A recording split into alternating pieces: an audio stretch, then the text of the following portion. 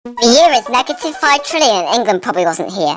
It's now 370 million BC and oh no, there's an ice age where everything freezes, but wait, the ice age ends, woohoo! Sea levels rise and the British Isles fall. Oh no, but a bunch of hairy dudes are stuck on the island with gorillas and stuff, and a massive Hunger Games happens for food. Oh look, it's 10,000 BC and seasons have formed. Let's exploit it, said a random group of men who wiped their bottoms with poo and invented farming, alcohol, crops, milk, but the milk is poisonous and they die. They then formed tribes, build weird, useless monuments, and knock knock. Who's there?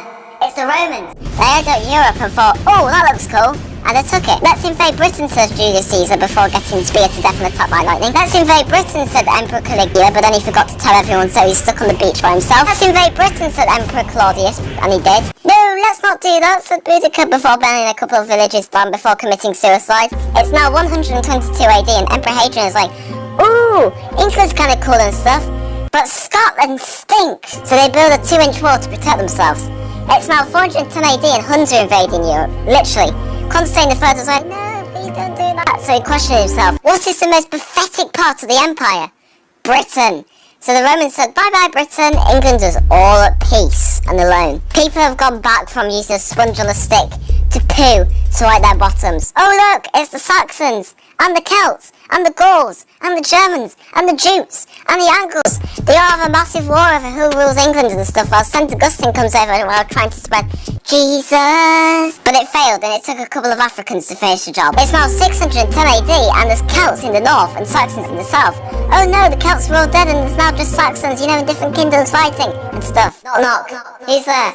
It's the Vikings! The Vikings are a group of farmers in Scandinavia, and they don't like Scandinavia, so they start stealing stuff from France, Germany, Italy, Spain, Portugal, Finland, Russia. It's not going well, so the Vikings are like, ooh, which country is so underdeveloped that they drink wheat to hydrate themselves? Britain. They start by sailing to England, chopping a few monks' heads off and going home. But then they thought, oh, that was too easy. They started invading the whole country. So the random guy called Alfred, who was pretty great, Christian and might burn cakes. He dies and his son Edward takes back Viking lands and his brother Athelstan, yes, that was his name, finishes the job and becomes King of England. He then dies when a bunch of drunk teenagers rule England for a bit. It's now 975 AD and Edgar the Peaceful is about to die. Usually the son would be the next king, Edward. But Edward's aunt, Ethelred, I definitely said that wrong, was like, no, my 5-year-old Ethelred should be king because he's my son and I love him. Everyone ignored her and Edward became king. But he was then chucked into a cauldron and starved, so Ethelred at the age of 9 became king with absolute power.